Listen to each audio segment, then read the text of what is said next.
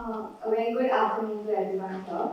I'm Shriya Shankar, a 24-year-old Bangalorean, an athlete, and a socially conscious individual. I'm the founder of Sitara Akka. Akka means big sister in Kannada, BB. And a lot of the work that we do in our organization revolves around building a strong relationship between a student and a mentor-like figure, which is the Akka or my manager's concept.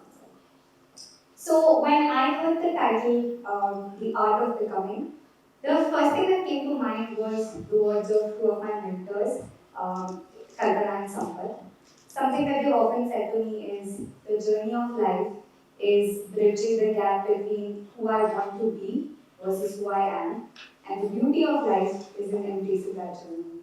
And I thought today would be a great way for me to speak about who I'm becoming and how I'm becoming.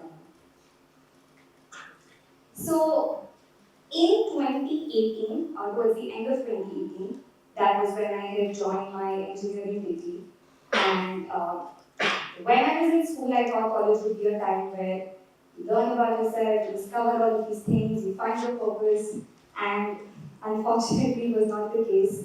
College felt like yet another rat race that I've been trying to escape from while I was in school. And I felt like I wanted to really do something worthwhile with my time while I was in my engineering. In 2019 of Jan, I visited this children's home very close to my house. There were 7 girls in their class 10. They had their board exams in 3 months, and they were in a position where they were even able to add two fractions if they had different denominators. And I knew that I could work with maybe one student. I did not have the confidence to work with all 7. So I put out the word on social media, and a couple of my friends from school, from college said, they're interested in joining. And that's how it started. That's how Project Sitara started. In my head, it was just a 3-month thing that I was going to do until these girls finished their board exam. This is one of my students, the one on the screen. She unfortunately couldn't clear 2 of her subjects in her board exam. She even wrote the supplementary exam and couldn't clear that. She was taken back to her hometown and she was married away to somebody who was twice her age, was 31 years old, while she was just 15. And this completely shook all of us. We were just 18 at the time. We were in nowhere ready to even think of marriage mentally, physically, financially, in any capacity. And here was someone that we knew so dearly who was forced into it. And to this day, we've actually not heard back from her. But I remember very clearly that that was the time where my friends and I decided that, we're going to be here in Bangalore for the next 3 years of our engineering. Let's try to do everything that we can to ensure that the remaining girls have a great school life experience similar to the ones that we all had. So we actually spent the whole of 2019, every single day after college, you will find us in that children's home, teaching them math, science, dancing with them, playing with them, spending birthdays together, spending festivals together, and absolutely fell in love with the students. There was just so much joy in the place. But at the same time, I know that we also felt a lot of anger at the kind of inequities that there are in education in our society, anger that for some reason these students unfortunately have so many more barriers to overcome than we did when we were their age. And we really carried forward that feeling thinking we should really do something about this. Then came 2020. That was the year that we all know when COVID-19 took over the whole world. For all of us, it was just a virtual switch. College was like online classes, parents started to work from home. Once again, with these students who did not have any sort of access to information, to education, to anything whatsoever. In fact, they didn't even have any communication from their schools whether or not they're ever going to come back. And we started to see that parents started to pull out their students from school saying, drop out and help us work. Um, and at the time, a lot of students who we had never worked with started to reach out to us saying, we heard that you've been working with students, can you take online classes for us, can you do something for us? That was when one of our team members, Rohit, said, hey, we've been doing this work for some time now, we kind of know a little bit about what to teach, how to teach, so why don't we just put out a bunch of content on YouTube? One of the things that I think I am happy about in the organization is that we never shied away from trying. So this is actually Advait, one of my team members. He shot the first video that we put out on YouTube in his room in an ugly shirt, at the back, using the back of his phone camera. In fact, we were so ashamed of the quality of production that we didn't even make it public. It was just like an unlisted video so that we could only share the link with the students that we knew. And in fact, we say that if you're not ashamed of your first product, it means you launched too late. Quite literally, we were quite ashamed. And once we put it out, a lot of our students started to say, oh, Anna, can you make like the next chapter's video? Can you do this? Can you do that? And that's kind of how we got into the whole accessible text space back in 2020, where we knew the kind of language to use. We were using Tanglish, which is a mix of Kannada and English, to remove the English language barrier. We were using Akkas and Annas as the educators that are relatable mentors, and students look at us and think, oh, if Anna can do this, then I can. And we had an entire support system built on WhatsApp because we knew just YouTube would be like a one way of communication, which is not a conducive environment enough for a student to learn. While we started to do all of that, we also realized that we need a lot more money. Until then, we were just putting money from our own pockets. And when I asked a bunch of people if they'd be willing to support us, and they were like, yeah, sure, send us your bank details. And when I sent them my details, they're like, we're not funding Shriya, we want to fund your organization. And that's when we realized that, oh, we need like an organization account, so that means we need to register the organization. So almost after a year and a half of being operational, that's when we went ahead and got ourselves registered. Um, I'm sharing this because when I started in Jan 2019, the goal or the intention was to never have a startup or to be an entrepreneur or anything like that. It was truly that we fell in love with the students. We fell in, we got obsessed with the idea of solving for some of the problems that they were facing.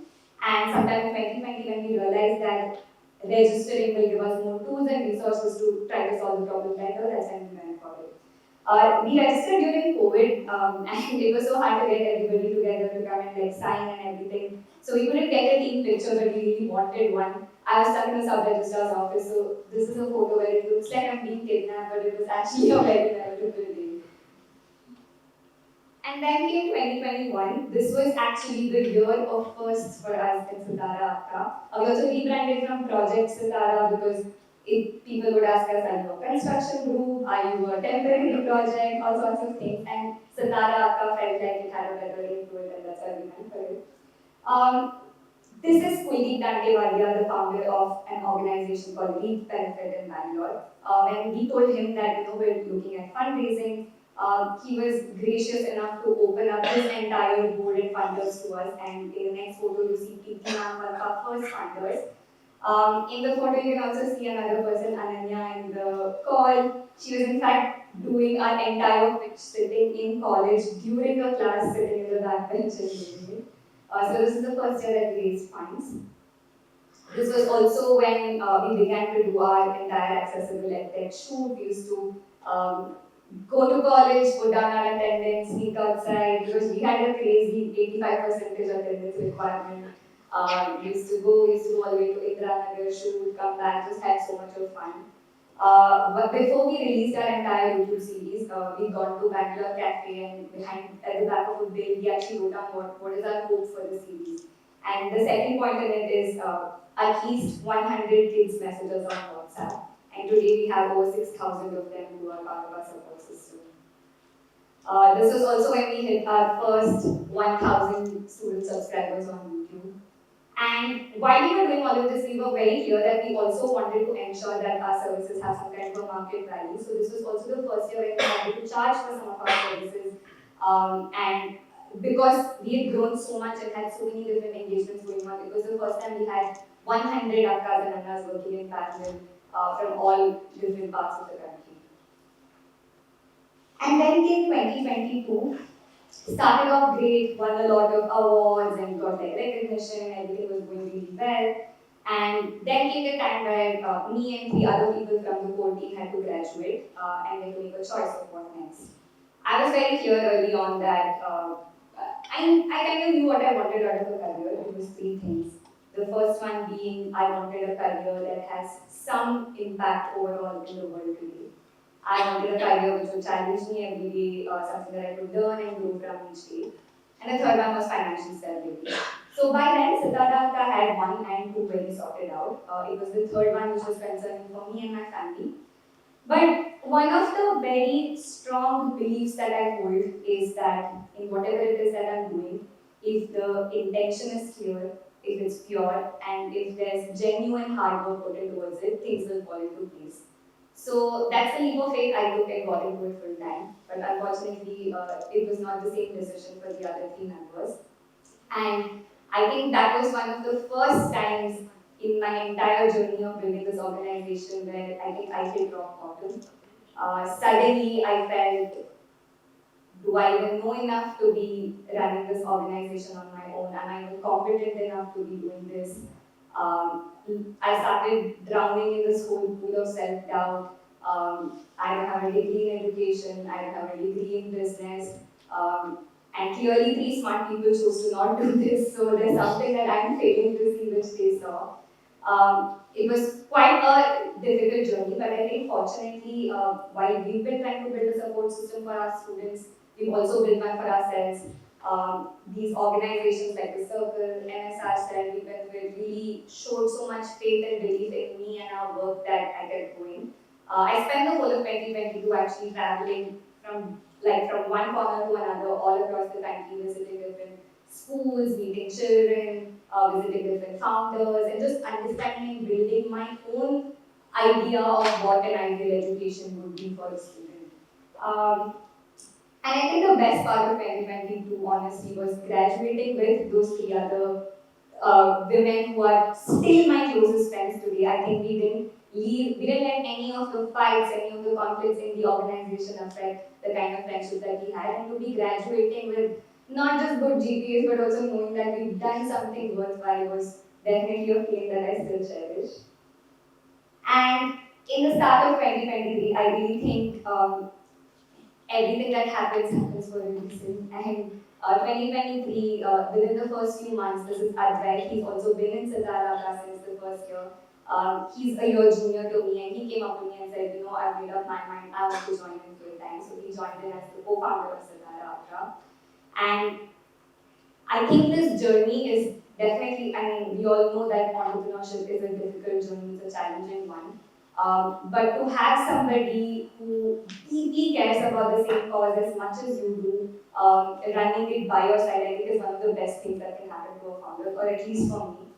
Just to know that next time there's a goof up, 50% of the blame can be his was extremely relieving. And also when there is something to celebrate, I can celebrate it with another person was really a great feeling. I genuinely feel that one of the best things that has happened for the organization is having Advait joining as a co-founder.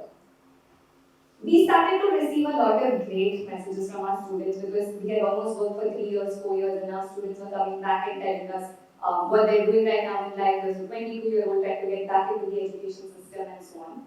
But somewhere we felt like this is not enough. It's not enough that they're clearing 10th. There's something more that these students need in order to really be able to take charge of their lives moving forward. We reached out to Kalpana ma'am. She's the director of EFIL Educational Services, an organization that's been doing life education for students for almost 18 years. And when I say life education, they literally prepare students for life. And it sounds crazy because we spent like 10 years, 12 years in school learning math and science and social studies and everything, but at the end of the day, how much of it is really relevant to us in our life, don't know. And that's what this organization has been doing. Reached out to her and told her what we're trying to do in Sitara, and she was very happy to have us take a look at their curriculum. In fact, we ended up teaching at our own alma mater school for like an entire year, picking out things that we felt would be relevant for our own students. And while we were doing all of this, something really special happened. I got the opportunity to meet the Honorable President of India, Draupadi Murmu, and present our work. And one thing which she said to me was, "अभी इतनी छोटी उम्र में बहुत कर रही हो, but don't let that get to your head. There's a long way to go." And that's how we ended 2023 and moved into 2024. This was really the year of multiplication. When I say multiplication, I mean first we partnered with people and developed a program which was not just looking into the academics of these low-income students, but also looking at the personal growth of theirs. So there was multiplication of depth in our work. There was multiplication of scale. We ended up signing an MOU with the government of Mysore Rural Taluk. We started working with the Bagikote district to work with 500 of their schools and to build like a tech solution for 35,000 of their students. And in all of this, we've been working very closely with Kalpana ma'am and Sampath sir and their organization people. And one day they sat Advait and me down and they told us, we're in that stage of life where we want to retire and we want our work to outlive us. Would you both like to take it over? And I have not met two individuals more socially conscious, far-sighted, and humble as they are. And to be given the opportunity to take over some of the most precious work that they've done in their life for 3.5 decades is an honor which I don't think I can ever express in words. And so we ended 2023 and started 2024 with Sitara Akka turning 6, welcoming our 6th full-time member to the organization, and knowing that now there's going to be multiplication even in terms of impact because there's two wonderful organizations joining hands, thinking of building an entire ecosystem in education for India where we're telling students dream big and grow yourself in order to be able to achieve those dreams. So with that, I come to what I think actually the art of becoming is, which is, I think becoming is actually an art of self-discovery and action. And what I mean by that is continuously understanding myself better and continuously taking action towards growing into a better version. Thank you so much, and thank you so much.